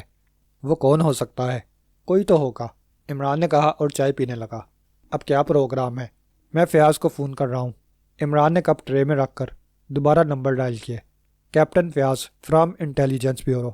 رابطہ قائم ہوتے ہی فیاض کی آواز آئی۔ عمران کو یقین تھا کہ سام کے سلسلے میں وہ ابھی آفس میں ہی مصروف ہوگا۔ کیا حال ہے سپر؟ عمران نے کہا۔ او عمران، بہت اچھے وقت پر فون کیا ہے، فیاض کی مضطرب آواز آئی۔ کوئی خاص بات؟ ہاں، سام گنگا بن گیا ہے، اس کی قوت گویائی ختم ہو گئی ہے۔ یہ کیسے ممکن ہے؟ میں نے ڈاکٹری معائنہ کرایا ہے۔ ڈاکٹر شمسی کا کہنا ہے کہ اچانک گلے کی رگیں پھول گئی ہیں اور غدود پر ورم آ گئی ہے، اس لیے وہ 1-2 ہفتے بولنے کے قابل نہیں ہو سکے گا۔ وجہ بھی تو بتائی ہوگی۔ سام کے ایک بازو میں انجیکشن کا نشان ہے۔ جب وہ کلب میں باڑ کے پاس گرا تھا اسی وقت اس سیاہ لباس والے نے کوئی چیز اس کے بازو میں انجیکٹ کر دی تھی۔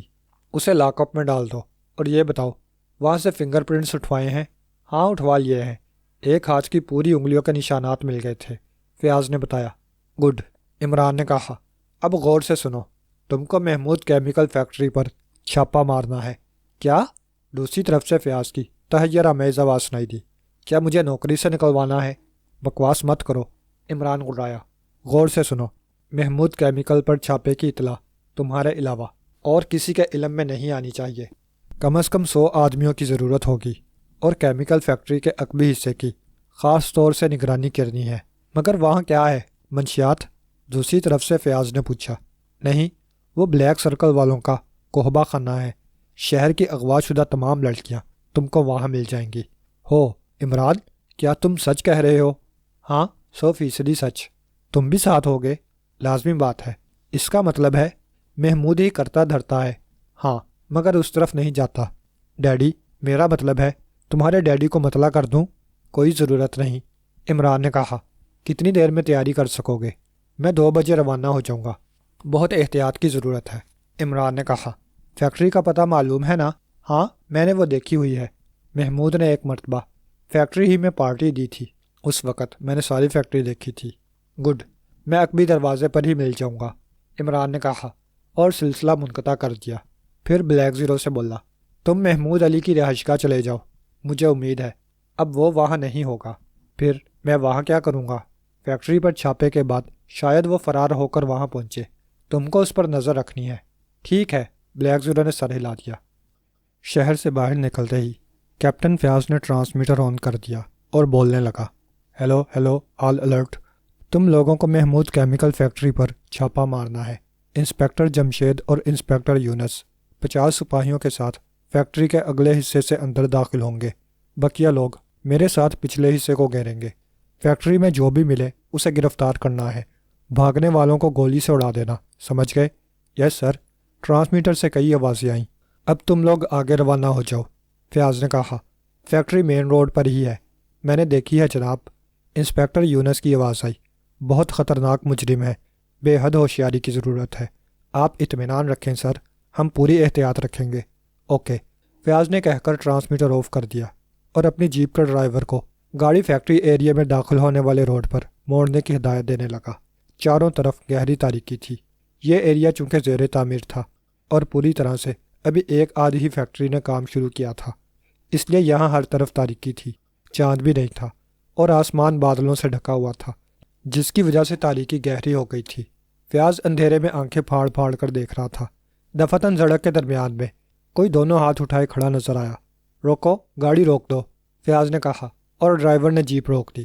پیچھے آنے والا ٹرک بھی رک گیا۔ سڑک پر کھڑا ہونے والا قریب آ گیا۔ ہیلو سپر، ٹھیک وقت پر آ گئے ہو۔ فیاض کو عمران کی آواز سنائی دی اور وہ طویل سانس لے کر رہ گیا۔ آ جاؤ، فیاض نے عمران کے لیے جگہ بنائی اور وہ اچک کر فیاض کے برابر بیٹھ گیا۔ گاڑیاں پھر حرکت میں آ گئیں۔ جیسے ہی ایک جگہ عمران نے گاڑیاں رکوائیں، فضا میں کسی الو کی کری آواز گونجتی چلی گئی۔ جواباً عمران کے حلق سے بھی ایسی ہی آواز 2 مرتبہ نکلی اور فیاض چونک گیا۔ اس سے قبل کہ وہ کچھ کہتا، تاریکی سے 2 سائے نکل کر ان کے قریب آ گئے۔ کیا رپورٹ ہے؟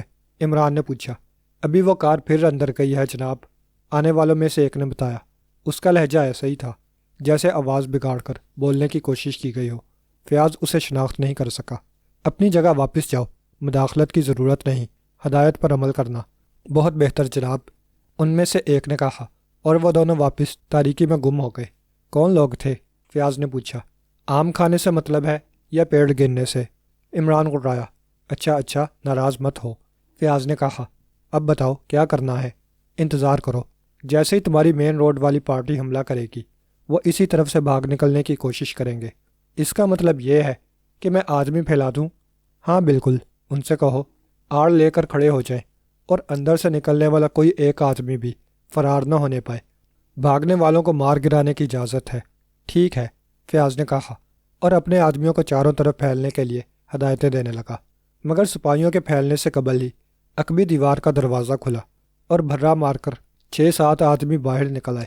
چونکہ پولیس والے ٹرک سے اتر چکے تھے اس لیے ان لوگوں کے نکلتے ہی ان کو گھیر لیا گیا۔ کوئی بھی فرار ہونے کی کوشش نہ کرے ورنہ گولی مار دی جائے گی، فیاض نے میگا فون پر چیخ کر کہا۔ لائٹیں چلاؤ۔ اس کی آواز کے ساتھ ہی ٹرک پر سے سرچ لائٹ روشن ہو گئی اور وہاں اجالا پھیل گیا۔ عمران نے فیاض کی عقل مندی کی داد دی جو سرچ لائٹ رکھوا لایا تھا۔ اب فیکٹری کے اندر سے بھی فائرنگ کی آوازیں آنے لگی تھیں۔ پھر کوئی اسٹین گن گرجنے لگی۔ اب ہمیں اندر داخل ہو جانا چاہیے، عمران نے فیاض سے کہا۔ دروازہ بند ہو گیا ہے، توڑنا پڑے گا۔ توڑ ڈالو، سوچ کیا رہے ہو، عمران نے کہا، اور فیاض اپنے آدمیوں کو ہدایتیں دینے لگا۔ دروازہ پولیس والوں نے توڑ ڈالا۔ جیسے ہی دروازہ اندر گرا، کئی فائر ہوئے۔ 2-1 پولیس والے گرے، بقیہ فائرنگ کرتے ہوئے اندر گھستے چلے گئے۔ اندر سے سخت مزاحمت ہو رہی تھی۔ ان لوگوں کے پاس اسٹین گنیں بھی تھیں اور رائفلیں بھی۔ آدھے گھنٹے کے مقابلے کے بعد ان لوگوں نے ہتھیار ڈال دیے۔ وہ تعداد میں 14 آدمی تھے، جن میں سے 7 ہلاک ہو گئے تھے اور 4 زخمی تھے۔ 3 وہ تھے جو کمرے کے اندر سے فائرنگ کر رہے تھے اور زخمی ہونے سے محفوظ رہے تھے۔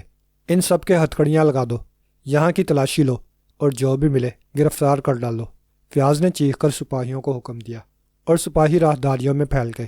کمروں میں سے نسوانی آوازیں بلند ہونے لگیں۔ تمہارا باس کہاں ہے؟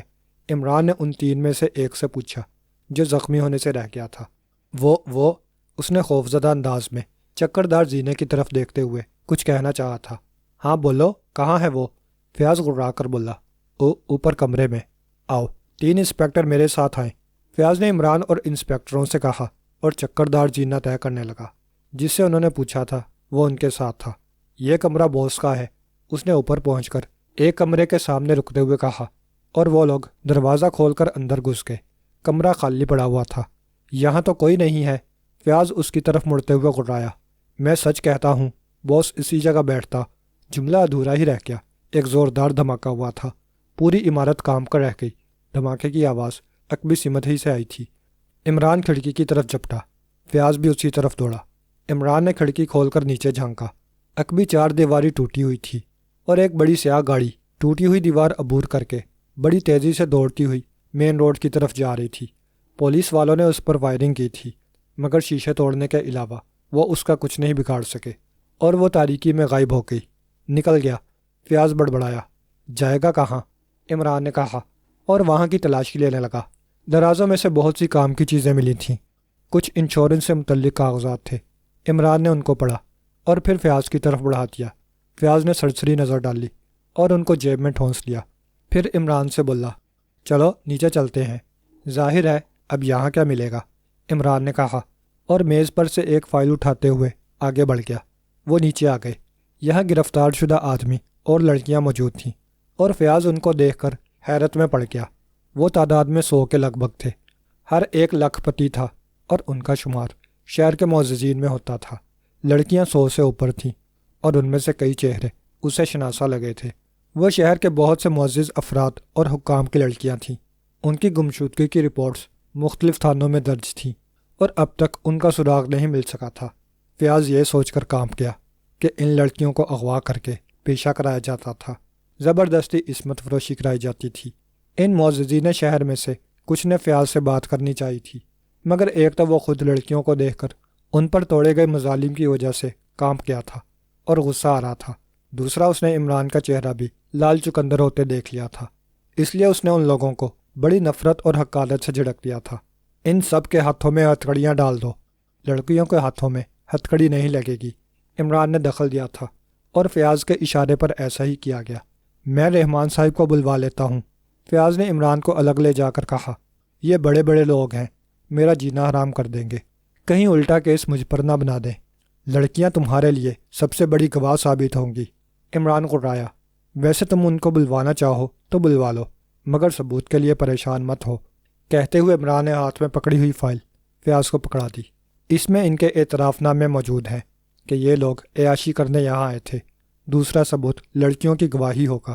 ٹھیک ہے، فیاض نے کہا، مگر ان کا باس تو نکل گیا، وہ کہیں نہیں جا سکتا۔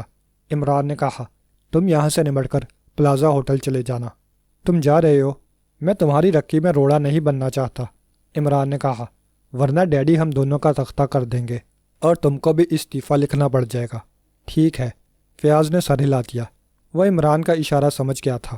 ظاہر ہے اگر سر عبد الرحمن کو علم ہو جاتا کہ یہ سب تیر عمران نے مارے ہیں اور فیاض کا خالی نام ہے، تو کبھی بھی اسے ترقی نہیں ملتی اور انعام کی جگہ ڈانٹ کھانی پڑتی، اور وہ ہرگز ایسا نہیں چاہتا تھا، اس لیے اس نے بلا چونچنا عمران کی بات مان لی۔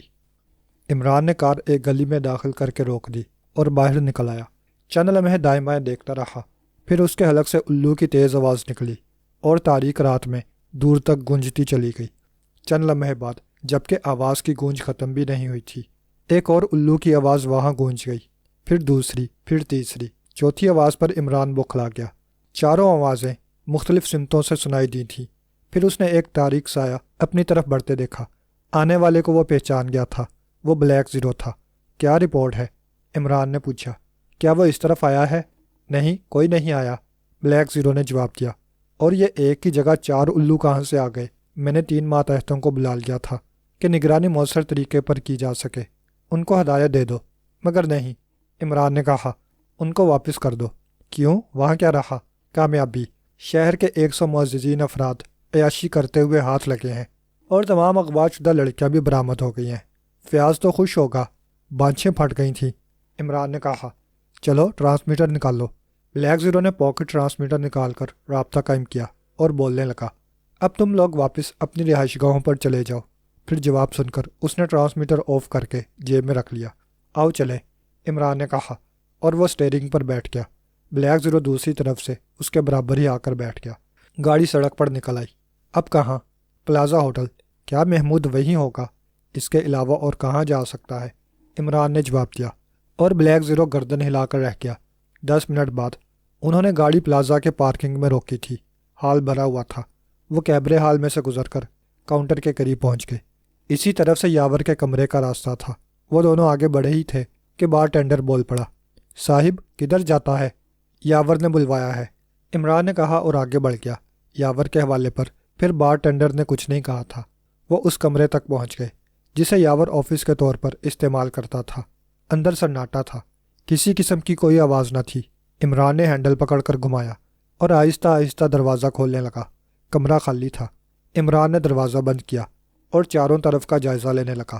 اسے یقین تھا کہ یہاں کوئی خفیہ تہہ خانہ ضرور ہوگا، کیونکہ یاور کے حوالے پر جس طرح بار ٹینڈر چپ ہو گیا تھا وہ اس بات کا ثبوت تھا کہ یاور اندر موجود ہے، اور کمرہ خالی ہونے کا مطلب تھا کہ یہاں کوئی تہہ خانہ ہے۔ وہ کمرے کا جائزہ لیتا ہوا آگے بڑھا ہی تھا کہ چونک پڑا۔ میز کے عقب میں ریوالونگ چیئر کے برابر کا فرش ننگا تھا۔ اس پر بچھا ہوا قالین کا چوکور ٹکڑا الگ ایک طرف پڑا ہوا تھا۔ اسے بڑی صفائی سے چوکور کاٹا گیا تھا۔ خالی جگہ میں چپ بورڈ لگا ہوا تھا۔ یہی تہہ خانے کا راستہ تھا، ورنہ فرش پر چپ بورڈ کا کیا کام؟ وہ تہہ خانے کے راستے کے ڈھکن پر لگا ہوا تھا۔ عمران نے آہستگی سے ڈھکن اٹھایا۔ اندر سیڑھیاں موجود تھیں۔ عمران نے ریوالور نکالا اور اندر اتر گیا۔ بلیک زیرو نے اس کی تقلید کی تھی۔ 10 سیڑھیاں اتر کر وہ ایک ہال کمرے میں پہنچ گئے۔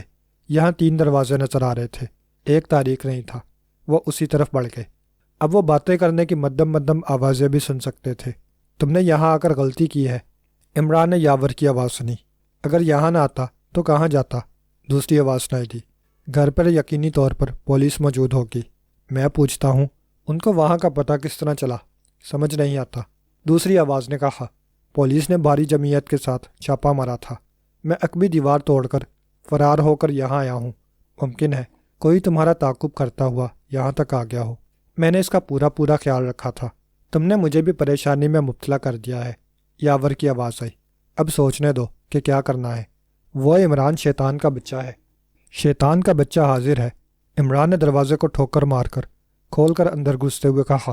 ریوالور کا رخ انہی دونوں کی طرف تھا۔ اندر یاور کے ساتھ سیٹھ محمود تھا، اور وہ دونوں خوفزدہ انداز میں اسے دیکھ رہے تھے۔ میز پر ایک سفید رنگ کا چہرے پر فٹ ہو جانے والا ماسک پڑا تھا۔ تم، محمود علی نے کہا۔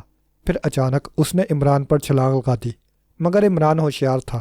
وہ ایک طرف ہٹ گیا اور محمود دیوار سے پوری قوت سے ٹکرا گیا۔ وہ سر پکڑے ان کی طرف مڑا۔ خون دھار کی شکل میں سر سے بہہ رہا تھا، کیونکہ پوری قوت سے سر دیوار پر لگا تھا اور کھوپڑی کے 2 ہو گئے تھے۔ پھر وہ لڑکھڑایا اور فرش پر گر پڑا۔ بس ایک لمحہ کی چوک تھی جو وہ محمود کی طرف متوجہ ہوا تھا۔ یاور نے اسی سے فائدہ اٹھایا اور عمران کے ہاتھ سے ریوالور جھپٹ لیا، مگر بلیک زیرو ہوشیار تھا۔ اس کے ریوالور سے نکلی ہوئی گولی نے یاور کا بازو توڑ دیا اور وہ ریوالور پھینک کر بازو پکڑ کر چیخنے لگا۔ محمود اب بے ہوش ہو چکا تھا۔ عمران نے یاور کے سر پر ریوالور کا دستہ مارا اور وہ تورا کر گرا اور بے ہوش ہو گیا۔ گویا اصل باس یہی تھا، بلیک زیرو نے عمران سے کہا۔ ہاں، اسی نے محمود کو آگے بڑھایا تھا۔ شاید یہ سوچا ہو کہ کبھی موقع پڑا تو محمود علی پکڑا جائے گا اور وہ محفوظ رہے گا۔ عمران نے جواب دیا۔ ان کو اوپر لے چلیں؟ نہیں، عمران نے کہا، فیاض آنے والا ہوگا، وہ خود ان کو اٹھوا لے گا۔ کہتے ہوئے عمران چاروں طرف کا جائزہ لینے لگا۔ فیاض کے آنے سے پہلے تم روانہ ہو جاؤ، عمران نے بلیک زیرو سے کہا اور زینو کی طرف بڑھ گیا۔ اس وقت وہ فلیٹ پر تھے اور فیاض بڑے جوش میں تھا۔ خوشی اس کے چہرے سے پھوٹی پڑ رہی تھی اور وہ بڑے محبت بھرے انداز میں عمران کو دیکھ رہا تھا۔ مجرموں کا کیا بنا بھائی؟ عمران نے انجان بنتے ہوئے پوچھا۔ سب لاک اپ میں ہیں، فیاض نے بتایا۔ سر عبد الرحمن صاحب خود بھی ان کے کارنامے سن کر سخت غصے میں ہیں۔ ان کا حکم ہے کہ ایک کی بھی ضمانت نہ ہونے دی جائے۔ ٹھیک ہے، عمران نے کہا، اور مقدمہ بند کمرے میں چلایا جائے تاکہ اغوا شدہ لڑکیوں کے بارے میں عوام کو یہ نہ معلوم ہو سکے کہ وہ کون اور کس خاندان سے ہیں اور ان کی زندگیاں تباہی سے بچ جائیں۔ میں سر عبد الرحمن صاحب سے مشورہ کروں گا، فیاض نے کہا۔ یہ ایک اچھی تجویز ہے۔ بہرحال اب تم تفصیل سے بتلا چلو تاکہ میں رپورٹ تیار کر سکوں۔ تفصیل خاص نہیں ہے، آمنہ کے قتل سے شروع کر سکتے ہو۔ وہ محمود کے قبضے سے ایسے کاغذات لے کر فرار ہوئی تھی جس میں ان لوگوں کے خلاف بہت سے ثبوت تھے، مگر ان لوگوں نے اسے قتل کر ڈالا اور کاغذات لے گئے۔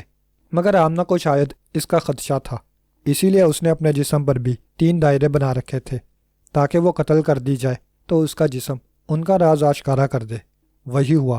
جیسے ہی مجھے دائروں کا علم ہوا فوراً ہی ذہن بلیک سرکل کی طرف گیا تھا۔ اس سلسلے میں یاور بہت پہلے سے میری نظروں میں تھا۔ تمہارے ریکارڈ میں فائل OX3 موجود ہے، تم اس کے اور یاور کے حوالے سے رپورٹ تیار کر سکتے ہو۔ آمنہ کے قتل کے بارے میں تحقیقات پر یہ بات سامنے آئی تھی کہ وہ آخری بار محمود کے ساتھ دیکھی گئی تھی۔ یہی بات چوکیدار جانتا تھا، اس لیے اسے جیسیکا نائٹ کلب کے مالک سام نے قتل کر دیا۔ وہاں سے سام اور محمود علی سامنے آتے ہیں۔ انہی دونوں کی نگرانی کر کے اور ان کے بارے میں تحقیقات کرتے ہوئے تم محمود کیمیکل تک جا پہنچے تھے۔ میں سمجھ گیا، فیاض نے کہا۔ اب رپورٹ تیار کر لوں گا۔ محمود علی سردار گڑھ میں بھی مشتبہ تھا۔ عمران نے سردار گڑھ والی تفصیل بتلا دی۔ یہ نقطہ محمود علی کے خلاف ایک ثبوت اور بن جائے گا۔ جیو عمران، ساری عمر جیو، فیاض نے خوشی سے کہا۔ بولو کیا مانگتے ہو؟ 6:15 آنے کا سوال ہے، پیر کالے صفر کی نیاز کے لیے۔ جواباً فیاض نے عمران کا ہاتھ دبایا اور پھر کمرے سے نکلتا چلا گیا۔ اس کے جاتے ہی دوسرے کمرے سے بلیک زیرو نکل آیا۔ آپ نے محکمہ دفاع کے انڈر سیکرٹری کے PA شہباز وغیرہ کا کچھ نہیں؟ وہ محکماتی راز ہے پیارے، عمران نے اس کی بات کاٹی۔ وہ میں نے اس لیے نہیں بتایا کہ تمہارے سامنے یاور کے تہہ خانے سے وہ مائکرو فلمیں مل گئی تھیں جو شہباز اور کرمانی نے اسے دی تھیں۔ اس طرح راز واپس آ گئے، لہٰذا اس کا چرچا بیکار تھا۔ آپ جانے، بلیک زیرو انگڑائی لے کر بولا۔ میں چلوں؟ تم ہی کیا کالے صفر، ہر ایک کو جانا ہے، عمران نے کہا، اور اسی لمحے سلیمان ٹرے اٹھائے اندر آ گیا۔ چائے دیکھ کر بلیک زیرو بھی بیٹھ گیا۔ جیو پیارے، یہ کام کیا ہے؟ عمران چہکا۔ یہ دعائیں بیگم صاحبہ کو دینا صاحب، سلیمان نے برا سا منہ بنا کر کہا۔ میں تو طاہر صاحب کی وجہ سے بنا لایا ہوں۔ ابے بیگم کہاں سے ٹپک پڑی؟ عمران نے گھورا۔ آج اماں بی کا فون آیا تھا، چاند کی 10 کو آپ کی شادی ہے، سلیمان نے بڑی معصومیت سے کہا اور کمرے سے نکل گیا۔ عمران منہ پھاڑے اسے دیکھتا رہ گیا تھا۔ ایک بات اور بتائیے، جیسیکا نائٹ کلب سے فرار کے لیے اس نے جو طریقہ اختیار کیا تھا وہ کیا تھا؟ محمود علی کے پیروں میں سپرنگ والے مخصوص بناوٹ کے جوتے تھے، انہی کی مدد سے وہ اتنی اوپر تک اچھلا تھا، عمران نے کہا اور منہ چلانے لگا۔ ختم شد۔